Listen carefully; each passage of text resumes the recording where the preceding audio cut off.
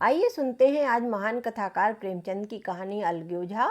आपकी कहानियों में अपनापन, सामाजिक दशा का वर्णन और जात पात के भेदभाव से लेकर गरीबी अमीरी के बीच झलकते दर्द और छोटी छोटी बातों परेशानियों को साफ महसूस किया जा सकता है। ऐसे लगता है जैसे इनकी कहानियाँ जीवंत चरित्र रख रही हों। तो सुनते हैं अलगोजा का शेष पार्ट। पन्ना की बातें सुनकर मुलिया समझ गई कि अपने पौ बारह हैं। झटपट उठी और घर में झाड़ू लगाई, चूल्हा जलाया और कुएं से पानी लाने चली। उसकी जिद पूरी हो गई थी। गांव में स्त्रियों के दो दल होते थे, एक बहुओं का, दूसरा सासों का। बहुएं सलाह और सहानुभूति के लिए अपने दल में जाती थीं और सासें अपने में। दोनों की पंचायतें कहा सुनी भी अलग अलग होती थी। मुलिया को कुएं पर 2-3 बहुएं मिल गईं। एक से पूछा तो उसने कहा, आज तो तुम्हारी बुढ़िया बहुत रोध हो रही थी। मुलिया ने विजय के गर्व से कहा, इतने दिनों से घर की मालकिन बनी हुई थी, राजपाट छोड़ते किसे अच्छा लगता है। बहन मैं उनका बुरा नहीं चाहती, लेकिन एक आदमी की कमाई में कहाँ तक बरकत होगी। मेरे भी तो यहीं खाने पीने के, पहनने ओढ़ने के दिन हैं। अभी उनके पीछे मरो, फिर बाल बच्चे हो जाएं तो उनके पीछे मरो। सारी जिंदगी क्या रोते ही कट जाएगी। एक बहू ने कहा, बुढ़िया यही चाहती थी कि यह सब जन्म भर मेरी चेरियाँ ही बनी रहें, मोटा झोटा खाएं और पड़ी रहें। दूसरी बहू बोली, किस भरोसे पर कोई मरे। अपने लड़के तो बात नहीं पूछते, पराए लड़कों का क्या भरोसा। कल इनके हाथ पैर हो जाएंगे तो फिर कौन पूछेंगे। अपनी अपनी मेहरियों का मुँह देखेंगे। पहले ही से फटकार देना अच्छा, फिर तो कोई कलंक ना होगा। मुलिया पानी लेकर घर गई, खाना बनाया। रघु से बोली, जाओ नहाओ, रोटी तैयार है। रघु ने मानो सुना ही नहीं, सिर पर हाथ रखकर द्वार की तरफ ताकता बैठा रहा। मुलिया बोली, क्या कहती हूँ, कुछ सुनाई देता है? रोटी तैयार है, जाओ नहाओ। रघु ने कहा, सुन तो रहा हूँ, कोई बहरा नहीं हूँ। रोटी तैयार है तो जाकर खा ले, मुझे भूख नहीं है। मुलिया ने फिर पूछा, कुछ सुनाई देता है? रोटी तैयार है, जाओ नहाओ। फिर मुलिया ने कुछ नहीं कहा, जाकर चूल्हा बुझा दिया। रोटियां उठाकर छींके पर रख दी, मुँह ढांक कर लेट रही। जरा देर में पन्ना आकर बोली, खाना तैयार है, नहा धोकर खा लो, बहू भी भूखी होगी। रघु ने झुंझलाकर कहा, काकी तू घर में रहने देगी कि मुँह में कालिख लगाकर कहीं निकल जाऊं? खाना तो खाना ही है, आज न खाऊंगा तो कल खाऊंगा, लेकिन अभी तो मुझसे ना खाया जाएगा। केदार अभी स्कूल से नहीं लौटा क्या? पन्ना ने कहा, अभी तो नहीं आया, आता ही होगा। पन्ना समझ गई कि जब तक वह खाना खाकर लड़कों को न खिलाएगी, खुद न खाएगी, रघु न खाएगा। इतना ही नहीं, उसे रघु से लड़ाई करनी पड़ेगी, फिर उसे जली कटी सुनानी पड़ेगी। उसे यह दिखाना पड़ेगा कि मैं ही उससे अलग होना चाहती हूँ, नहीं तो वह इसी चिंता में घुल घुल कर प्राण दे देगा। यह सोचकर उसने अलग चूल्हा जलाया और खाना बनाने लगी। इतने में केदार और खुन्नू मदरसे से आ गए। पन्ना ने कहा, आओ बेटा खा लो, रोटी तैयार है। केदार ने पूछा, भैया को भी बुला लूँ माँ? पन्ना बोली, तुम आकर खा लो, उसकी रोटी बहू ने अलग बनाई है। खुन्नू ने कहा, जाकर भैया से पूछना आऊँ? पन्ना बोला, जब उनका जी चाहेगा खाएंगे, तू बैठ कर खा, तुझे इन बातों से क्या मतलब। जिसका जी चाहेगा खाएगा, जिसका जी न चाहेगा ना खाएगा। जब वह और उसकी बीवी अलग रहने पर तुले हैं तो कौन मनाए। केदार ने कहा, तो क्यों अम्मा जी, क्या हम अलग घर में रहेंगे? पन्ना बोली, उनका जी चाहे एक घर में रहें, जी चाहे आंगन में दीवार डाल लें।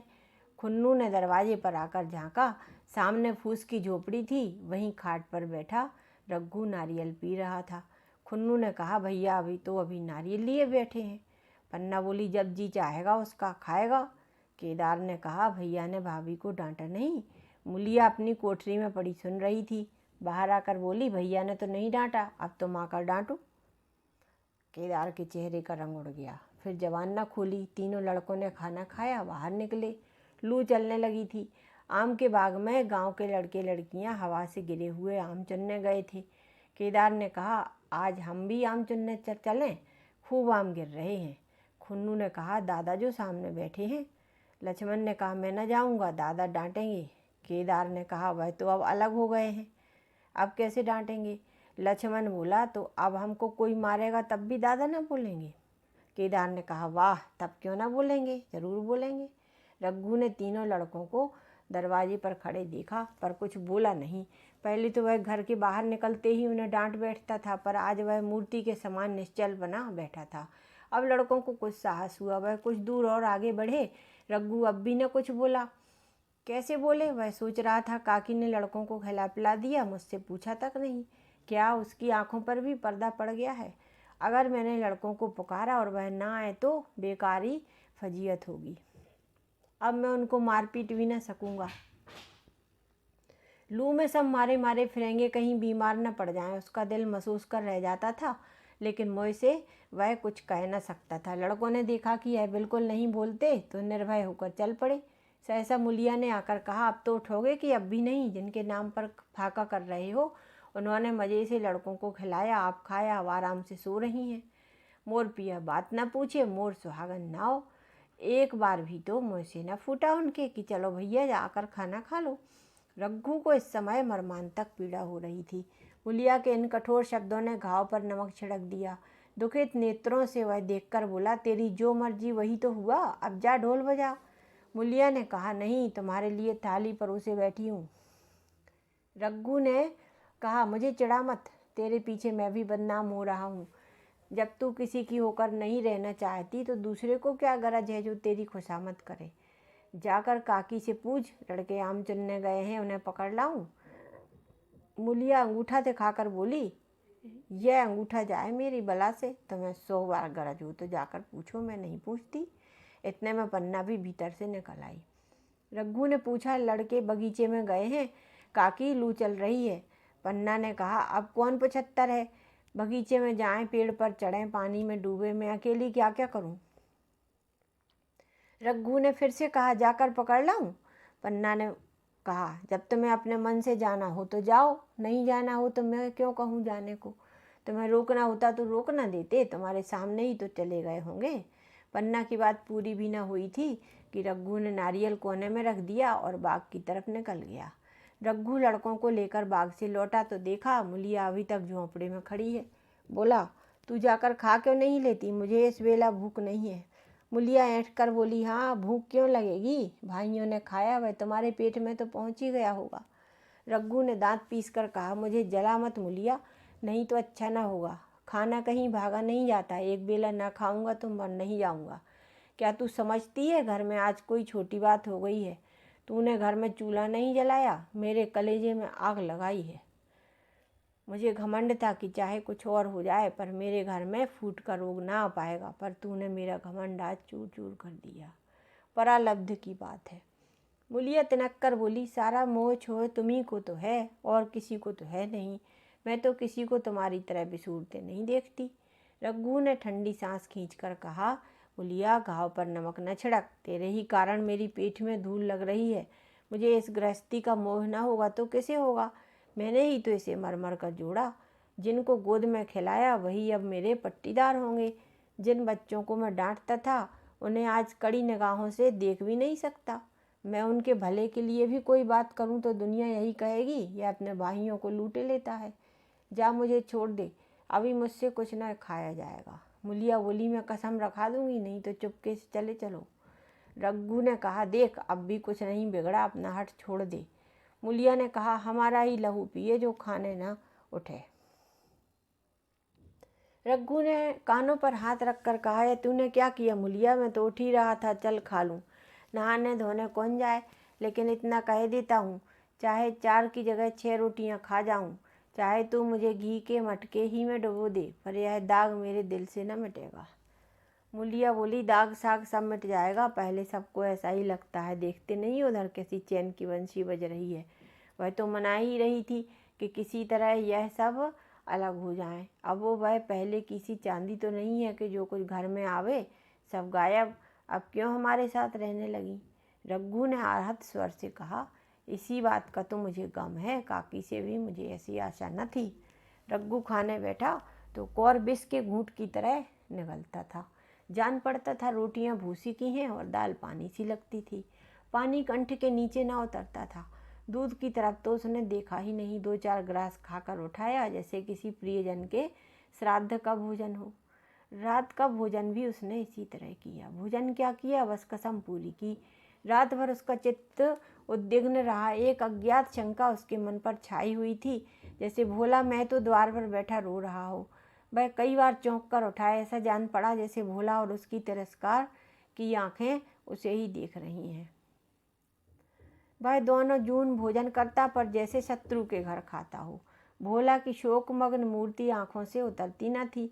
रात को उसे नींद न आती। वह गांव में निकलता तो इस तरह मुँह चुराए हुए, जैसे सिर झुकाए मानो गोहत्या की हो। 5 साल गुजर गए। रघु अब 2 लड़कों का बाप था। वह दोनों जून भोजन करता, पर जैसे शत्रु के घर। भोला की शोकमग्न मूर्ति आंखों से न उतरती थी। रात को उसे नींद न आती। वह गांव में निकलता तो इस तरह मुँह चुराए, सिर झुकाए मानो गो हत्या कर दी हो। 5 साल गुजर गए। रघु अब 2 लड़कों का बाप था। आंगन में दीवार खिंच गई थी, खेतों में मेड़ें डाल दी गई थीं और बैल बछिए बांट लिए गए थे। केदार की उम्र अब 19 की हो गई थी। उसने पढ़ना छोड़ दिया था और खेती का काम करता था। खुन्नू गाय चराता था। केवल लक्ष्मण अब मदरसे जाता था। पन्ना और मुलिया दोनों एक दूसरे की सूरत तक न देखती थीं। मुलिया के दोनों लड़के बहुधा पन्ना ही के पास रहते। वही उन्हें उबटन मलती, काजल लगाती, वही गोद में लिए फिरती। मगर मुलिया के मुँह से अनुग्रह का एक शब्द भी न निकलता। न पन्ना ही इसकी इच्छुक थी। वह जो कुछ करती निर्व्याज भाव से करती थी। उसके 2 लड़के अब कमाऊ हो गए थे। लड़की खाना पका लेती थी, वह खुद ऊपर का कामकाज कर लेती थी। इसके विरुद्ध रघु अपने घर का अकेला था। वह भी दुर्बल, अशक्त, जवानी में बूढ़ा। अभी आयु 30 वर्ष से अधिक न थी, लेकिन बाल खिचड़ी हो गए थे, कमर भी झुक चली थी। खांसी ने जीर्ण कर रखा था। देखकर दया आती थी। और खेती पसीने की वस्तु है। खेती की जैसी सेवा होनी चाहिए वह उससे हो न पाती थी। फिर अच्छी फसल कहाँ से आती। कुछ ऋण भी हो गया था। वह चिंता और भी मारे डालती थी। चाहिए तो यह था कि अब उसे कुछ आराम मिलता। इतने दिनों के निरंतर परिश्रम के बाद सिर का बोझ कुछ हल्का होता, लेकिन मुलिया की स्वार्थपरता और अदूरदर्शिता ने लहराती हुई खेती उजाड़ दी। अगर सब एक साथ रहते तो वह अब तक पेंशन पा जाता।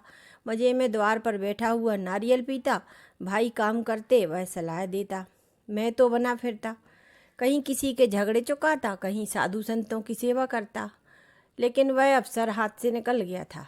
अब तो चिंता भार दिन दिन बढ़ता जाता था। आखिर उसे धीमा धीमा ज्वर रहने लगा। हृदय शूल, चिंता, कड़ा परिश्रम और अभाव का यही पुरस्कार था।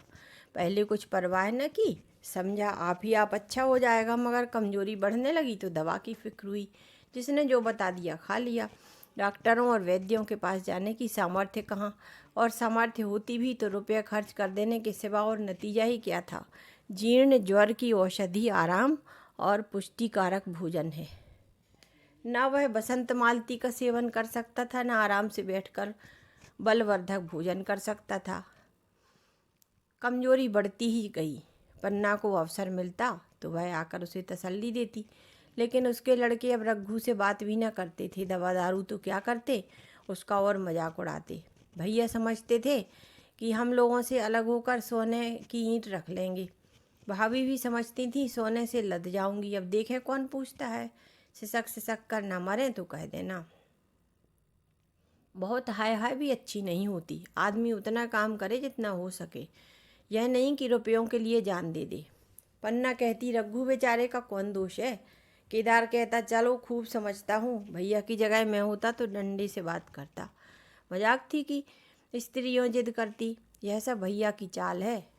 सब सधी बधी बात थी। आखिर एक दिन रघु का टिमटिमाता हुआ जीवन दीपक बुझ गया। मौत ने सारी चिंताओं का अंत कर दिया। अंत समय उसने केदार को बुलाया था, पर केदार को ऊख में पानी देना था। डरा कहीं दवा के लिए न भेज दें, इसलिए बहाना बना दिया। मुलिया का जीवन अंधकारमय हो गया। जिस भूमि पर उसने मंसूबों की दीवार खड़ी की थी वह नीचे से खिसक गई थी। जिस खूंटे के बल पर वह उछल रही थी वह उखड़ गया था। गांव वालों ने कहना शुरू कर दिया, ईश्वर ने कैसा तत्काल दंड दिया। बेचारी मारे लाज के अपने दोनों बच्चों को लिए रोया करती। गांव में किसी को मुँह दिखाने का साहस न होता था। प्रत्येक प्राणी उससे यह कहता हुआ मालूम होता था, मारे घमंड के धरती पर पाँव न रखती थी। आखिर सजा मिल गई कि नहीं? अब इस घर में कैसे निर्वाह होगा? वह किसके सहारे रहेगी और किसके बल पर खेती करेगी? बेचारा रघु बीमार था, दुर्बल था, पर जब तक जीता रहा अपना काम करता रहा। मारे कमजोरी के कभी कभी सिर पकड़कर बैठ जाता और जरा दम लेकर फिर सर हाथ चलाने लगता। सारी खेती तहस नहस हो रही थी, उसे कौन संभालने वाला था? अनाज की डांठें खलिहान में पड़ी थीं, ऊख अलग सूख रही थी। वह अकेली क्या क्या करेगी? फिर सिंचाई अकेले आदमी का तो काम नहीं। 3-3 मजदूरों को कहाँ से लाए? गांव में मजदूर थे ही कितने? आदमियों के लिए खींचातानी हो रही थी, क्या करे क्या ना करे। इस तरह 13 दिन बीत गए। क्रियाकर्म से छुट्टी मिली। दूसरे ही दिन सवेरे मुलिया ने दोनों बालकों को गोद में उठाया और अनाज मारने चली। खलिहान में पहुंचकर उसने एक को तो पेड़ के नीचे घास के नर्म बिस्तर पर सुला दिया और दूसरे को वहीं बैठाकर अनाज मारने लगी। बैलों को हाँकती थी और रोती थी। क्या इसीलिए भगवान ने उसको जन्म दिया था? देखते देखते क्या से क्या हो गया। इन्हीं दिनों पिछले साल भी अनाज मारा गया था। वह रघु के लिए लोटे में शरबत और मटर की घुंघनी लेकर आई थी। आज कोई उसके न आगे था न पीछे, लेकिन किसी की लौंडी तो नहीं हूँ। उसे अलग होने का अब भी पछतावा न था। एकाएक छोटे बच्चे का रोना सुनकर उसने उधर ताका तो उसका बड़ा लड़का उसे पुचकार कर कह रहा था, भैया चुप रहो चुप रहो। धीरे धीरे उसके मुंह पर हाथ फेरता था और चुप कराने के लिए व्याकुल था। जब बच्चा किसी तरह से चुप न हुआ तो वह खुद उसके पास लेट गया और उसे अपने सीने से लगाकर प्यार करने लगा। मगर जब यह प्रयत्न भी सफल न हुआ तो वह भी रोने लगा। उसी समय पन्ना दौड़ती आई, छोटे बालक को गोद में उठाकर प्यार करती हुई बोली, लड़कों को मुझे क्यों न दे आई थी बहू? हाय हाय, बेचारा धरती पर लौट रहा है। अब मैं मर जाऊं तो जो चाहे करना, अभी तो जीती हूँ। अलग हो जाने से बच्चे तो अलग नहीं हो गए। मुलिया ने कहा, तुम्हें भी तो छुट्टी नहीं थी अम्मा, क्या करती? पन्ना ने कहा, तो तुझे यहाँ आने की ऐसी क्या जल्दी थी? डांठ मार न जाती? 3-3 लड़के तो हैं और किस दिन काम आएंगे? केदार तो कल ही कह रहा था कि मैं करने जाऊंगा, पर मैंने कहा पहले ऊख में पानी दे लो फिर आज मारना। मड़ाई तो 10 दिन बाद भी हो सकती है। ऊख की सिंचाई न हुई तो सूख जाएगी। कल से पानी चढ़ा हुआ है, परसों तक खेत पुर जाएगा, तब मड़ाई हो जाएगी। तुझे विश्वास न आएगा, जब से भैया मरे हैं केदार को बड़ी चिंता हो गई है। दिन में 100 बार पूछता है, भाभी बहुत रोती तो नहीं है? देख लड़के भूखे तो नहीं है? कोई लड़का रोता हो तो दौड़ा आता है, देख अम्मा जाकर क्या हुआ, बच्चा क्यों रोता है? कल रोकर बोला, अम्मा मैं जानता कि भैया इतनी जल्दी चले जाएंगे तो उनकी कुछ सेवा कर लेता। कहाँ जगाए जगाए उठता था, अब देखती हो पहर रात से उठकर काम में लग जाता है। खुन्नू कल जरा सा बोला, पहले हम अपनी ऊख में पानी दे लेंगे तब भैया की ऊख में देंगे। इस पर केदार ने ऐसा डांटा कि खुन्नू के मुंह से फिर बात न निकली। बोला, कैसी तुम्हारी और मेरी? भैया ने जला न लिया होता तो आज मर गए होते या कहीं भीख मांगते होते। आज तुम बड़े ऊख वाले बने हो। यह उन्हीं का पुण्य प्रताप है कि आज भले आदमी बने बैठे हो। परसों रोटी खाने को बुलाने गई तो मड़ैया में बैठा रो रहा था। पूछा, क्यों रोता है? तो बोला, अम्मा भैया इसी अलगोजा के दुख से मर गए। नहीं तो अभी उनकी उम्र ही क्या थी? यह उस वक्त न सूझा, नहीं उनसे क्यों बिगाड़ करते। यह कहकर पन्ना ने मुलिया की ओर संकेत पूर्ण दृष्टि से देखकर कहा, तुम्हें वह अलग न रहने देगा बहू। कहता है भैया हमारे लिए मर गए तो हम भी उनके बाल बच्चों के लिए मर जाएंगे क्या? मुलिया की आंखों से आंसू जारी थे। पन्ना की बातों में आज सच्ची वेदना, सच्ची सांत्वना और सच्ची चिंता भरी हुई थी। मुलिया का मन अभी उसकी ओर इतना आकर्षित न हुआ था जिनसे उसे व्यंग और प्रतिकार का भय था। वे इतने दयालु और इतने शुभेच्छु हो गए थे। आज पहली बार उसे अपनी स्वार्थपरता पर लज्जा आई। पहली बार आत्मा ने अलगोजे पर धिक्कारा। इस घटना को हुए 5 साल गुजर गए। पन्ना आज बूढ़ी हो गई है। केदार घर का मालिक है, मुलिया घर की मालकिन है। खुन्नू और लक्ष्मण के विवाह हो चुके हैं, मगर केदार अभी तक कुंवारा है। कहता है मैं विवाह न करूँगा। कई जगहों से बातचीत हुई, कई सगाइयाँ आईं, पर उसने हामी न भरी। पन्ना ने कंपे लगाए, जाल फैलाए, पर वह न फंसा। कहता औरतों से कौन सुख, मेहरिया घर में आई और आदमी का मिजाज बदला। फिर जो कुछ है वह मेहरिया है। माँ बाप भाई बंधु सब पराए हैं। जब भैया जैसे आदमी का मिजाज बदल गया तो फिर दूसरों की क्या गिनती। 2 लड़के भगवान ने दिए हैं और क्या चाहिए। बिना ब्याह किए 2 बेटे मिल गए, इससे बढ़कर और क्या हुआ होगा। जिसे अपना समझो वह अपना है, जिसे गैर समझो वह गैर है। एक दिन पन्ना ने कहा, तेरा वंश कैसे चलेगा। केदार ने कहा, मेरा वंश तो चल रहा है, दो भैया के दोनों लड़कों को अपना ही तो समझता हूँ। पन्ना ने कहा, समझने ही पर है ना, तू मुलिया को भी अपनी मेहरिया समझता है क्या। केदार ने झेंपते हुए कहा, तुम तो गाली देती हो अम्मा। पन्ना ने कहा, गाली कैसी, तेरी भाभी ही तो है। केदार ने कहा, मेरे जैसे लठगंवार को वह क्यों पूछने लगी। पन्ना ने कहा, तू करने को कहे तो मैं उससे पूछूं। केदार ने कहा, नहीं मेरी अम्मा कहीं रोने गाने न लगे। पन्ना ने पूछा, तेरा मन हो तो मैं बातों बातों में उसके मन की थाह लूँ। केदार ने कहा, मैं नहीं जानता, जो चाहे कर। पन्ना केदार के मन की बात समझ गई। लड़के का दिल मुलिया पर आया हुआ है, पर संकोच और भय के मारे कुछ नहीं कहता। उसी दिन उसने मुलिया से कहा, क्या करूं बहू, मन की लालसा मन में ही रह जाती है। केदार का घर भी बस जाता तो मैं निश्चिंत हो जाती। मुलिया ने कहा, वह तो करने को ही नहीं कहते। पन्ना ने कहा, कहता तो है, ऐसी औरत मिले जो घर में मेल से रहे तो कर लूँ। मुलिया ने कहा, ऐसी औरत कहाँ मिलेगी, कहीं ढूंढना पड़ेगी। पन्ना बोली, मैंने तो ढूंढ ली है। मुलिया ने कहा, अच्छा किस गांव की है। पन्ना ने फिर बोला, अभी न बताऊंगी, लेकिन यह जानती हूँ उससे केदार की सगाई हो जाए तो घर बन जाए और केदार की ज़िंदगी भी सफल हो जाए। न जाने लड़की मानेगी कि नहीं मानेगी। मुलिया ने कहा, मानेगी क्यों नहीं अम्मा, ऐसा सुंदर कमाऊ सुशील वर और कहाँ मिल जाता है। इस जन्म का कोई साधु महात्मा है, नहीं तो लड़ाई झगड़े के डर से कौन बिन ब्याह रहता है। कहाँ रहती है, मैं जाकर उसे मना लाऊंगी। पन्ना ने कहा, तू चाहे तो उसे मना ले, तेरे ही ऊपर है। मुलिया ने फिर कहा, मैं आज ही चली जाऊंगी अम्मा, उसके पैरों पड़कर मना लाऊंगी। पन्ना ने कहा, बता दूं, वह तो तू ही है। मुनिया लजाकर बोली, यह तो अम्मा जी गाली देती हो। पन्ना ने कहा, गाली कैसी, देवर ही तो है। मुलिया ने कहा, वह मुझे क्यों पूछेंगे। पन्ना ने कहा, नहीं, वह तो तुझ पर ही दांती लगाए बैठा है, तेरे सिवा उसे और कोई भाती नहीं। डर के मारे कहता नहीं, पर उसके मन की बात मैं जानती हूँ। वैधव्य के शोक से मुरझाया हुआ मुलिया का पीत बदन कमल की भांति अरुण हो उठा। 10 वर्षों में उसने जो खोया था वह इसी एक क्षण में मानो ब्याज के साथ मिल गया। वही लावण्य, वही विकास, वही आकर्षण, वही लोच। तो इस तरह यह कहानी अलगी ओझा का अंत हुआ। अभी तक जो आपने कहानी मेरी सुनी उसके लिए धन्यवाद, और मिलती हूँ अगली कहानी के साथ। तब तक के लिए विदा।